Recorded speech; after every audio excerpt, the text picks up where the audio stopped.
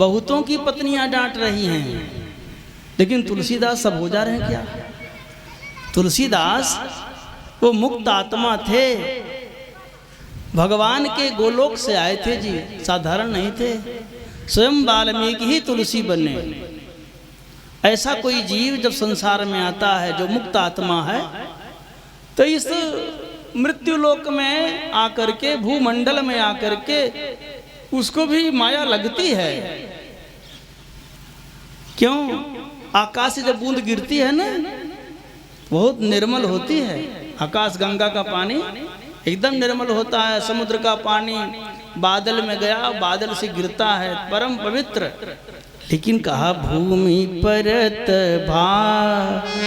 ढाबर पानी, भूमि परत ढाबर पानी, भूमि परत ढाबर पानी, भूमि परत ढाबर पानी, जिम जीवही माया लपटानी, जिम जीवही माया लपटानी, भूमि परत ढाबर पानी। हाँ भूमि परत भागा। जैसे जल बरसता है, जल की बूंदें गिरती हैं, तो वो धूल में मिल करके कीचड़ हो जाती हैं। पहले गंदी नहीं थी, यहाँ होती है, यहाँ का असर ऐसा है। तो जीव जो है वो तो भगवान का दिव्य अंश है। हुई ईश्वर अंश जीव अविनाशी, ईश्वर अंश जीव अविनाशी, चेतन अमल सहज सुख राशि, चेतन अमल सहज सुख राशि, फिरत सदा माया के फेरा, फिरत सदा माया के प्रेरा, काल कर्म स्वभाव गुण घेरा, काल कर्म स्वभाव गुण घेरा, काल कर्म स्वभाव।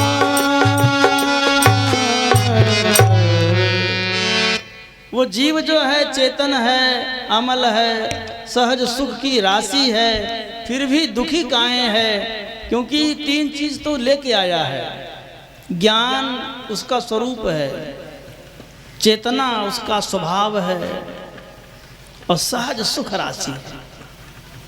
उसका तत्व से वो सुख राशि है।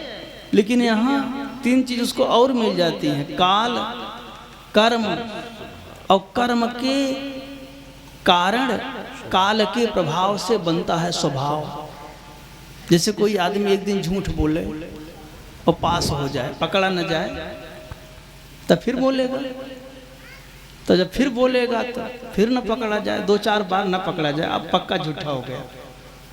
फिर अपने को समझेगा कि मैं तो बहुत बुद्धिमान हूँ, कुशल हूँ, चालाक हूँ। फिर धूर्त ही उसका स्वभाव बन जाएगा जी, बार बार बोलेगा। फिर बाद में बड़ी विपत्ति में फंसेगा, महान विपत्ति में फंस जाएगा उस झूठ के स्वभाव के कारण।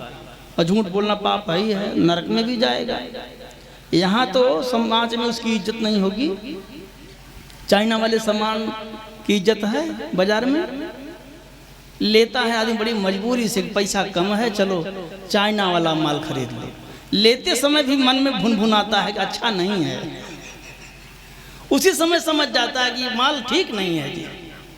लेकिन ब्रांडेड माल जो आता है, हाँ, उसको बाटा का एक बार हम चप्पल लिए, टूटबे नहीं किया, बहुत दिन पहनना पड़ा, अंत में उसको फेंकना पड़ा। तो क्यों? इसीलिए तो उसका ब्रांड है, और इसीलिए उस महंगा मिलता है भाई। इस सैंडल कितने का है? 2200 रुपये। तो साधारण आदमी हिल जाएगा, भगवान 2200 रुपया कहाँ से लाएंगे। और वही सेम टू सेम उसी तरह का चप्पल दूसरी दुकान पे दूसरी कंपनी 200 मिल जाएगा, लेकिन वो कब टूट जाएगा उसका कोई भरोसा नहीं है। और टूटेगा नहीं, आप उसको छोड़ेंगे, अपने से नहीं छूटेगा, पहनते रहेंगे तो 22 साल चलेगा।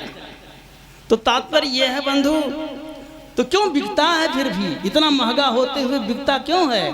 क्योंकि लोग जानते हैं कि बाटा है, ये टाटा है, टाटा ब्रांड है ना, तो टाटा ब्रांड है कि लोहा टाटा है, फिर वो मजबूत होगा ही। तो देखो भाई, वो जो सत्य है वो सुख देता है, असत्य हमेशा दुख देता है, लेकिन स्वभाव बन जाता है आदमी का झूठ बोलने का। इसी तरह से जितने स्वभाव हैं, जितने पाप कर्म हैं, हम करते हैं, फिर करते जाते हैं, फिर स्वभाव बन जाता है, फिर आदमी का स्वभाव हो जाता है और वो दुख पाता है, दुख भी उसका स्वभाव हो जाता है, हरदम दुखी रहता है। फिर वो जिसका सुख का स्वभाव था उसका दुख का स्वभाव हो जाता है, फिर अज्ञान का स्वभाव हो जाता है, चेतना लुप्त हो जाती, जड़ हो जाता है, जीव अपने आप को शरीर मानने लगता है। ये हम फलाने चतुर्वेदी फंस गया, शरीर से फंस गया, फिर ये हमारी पत्नी, ये हमारा बच्चा, ये हमारा परिवार, ये हमारा समाज, ये हमारी जाति, ये हमारा धर्म है और हमारा धर्म सबसे ऊंचा, ऐसा दुराग्रह उसको हो जाता है फिर नाना प्रकार का, और सारे दुराग्रह उसे कष्ट देते हैं, दुख देते हैं। तो जीव का स्वभाव आनंद का है, सुख का है, ज्ञान का है, और ये स्वभाव बना रहे, बिगड़े न। इसके लिए उपाय क्या है? इसके लिए उपाय है सत्संग किया जाए, बराबर करते रहा जाए, सदा करते रहा जाए, एक दिन नहीं। इसलिए कहा भजन रोज करना है, छठे समय से नहीं करना है, नित्य करना है, नित्य पाठ करना है रामायण का, नित्य ही संतों का संग करना है, नित्य रोज। ऐसा रोज करने से सफाई होती रहेगी, वो स्वभाव मलिन नहीं होगा, जड़ नहीं होगा। सोने का बर्तन ले आइए, थाली ले आइए, रख दीजिए, कुछ दिन के बाद उसको पहचान नहीं पाएंगे कि सोने का है कि पितरी है कि फूल है, कांसा क्या चीज है, रगड़ने पता लगेगा ना। और रोज धुला जाता रहेगा तो अपने आप बर्तन बताएगा कि सोना है, ऐसा बताता है ना। इसीलिए सारे साधन हैं, और सभी साधनों में सत्संग का साधन सबसे बढ़िया है, सबसे ऊंचा क्लास का है। तो सत्य क्या है? सत्य माने ईश्वर, उसी का संग करना है तो हो जाएगा सत्संग। तो सत्संग जो है 4 तरह से किया जा सकता है, दिल से, कान से, जबान से और शरीर से, जैसे चाहे करें।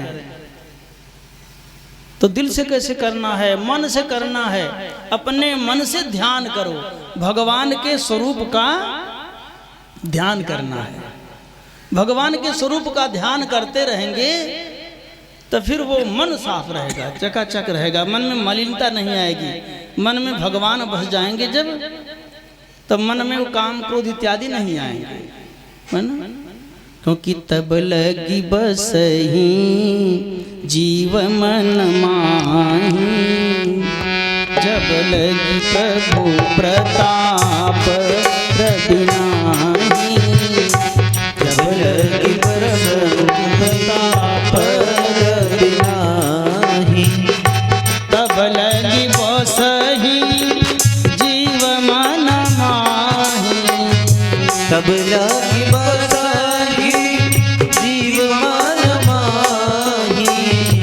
जब लगी प्रभु प्रताप रविनाही, जब लगी प्रभु प्रताप रविनाही। क्या बसेंगे आपके मन में? क्या बसते हैं?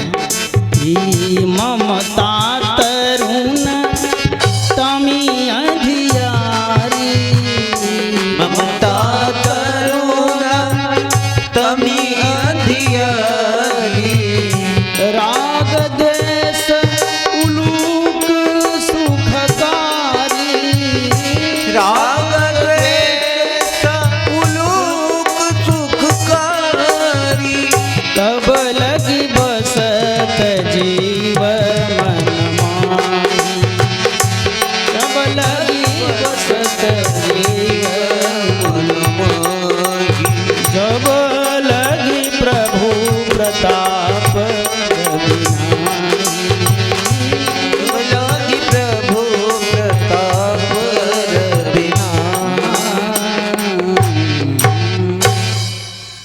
इसलिए मन साफ रहे, मन में काम क्रोध लोभ मोह मद मत्सर ये माया के योद्धा न बसने पावें। इसके लिए रघुवीर को हृदय में धारण करते रहो, ध्यान करो। जैसे हमारे भोले बाबा हृदय में सदा ध्यान कहते रहते हैं कि बंद हूँ बाल रूप सोई रामो, बंद हूँ बाल रूप सोई रामो, सब विधि सुलभ जपत जिसु नामो, सब विधि सुलभ जपत जिसु नामो।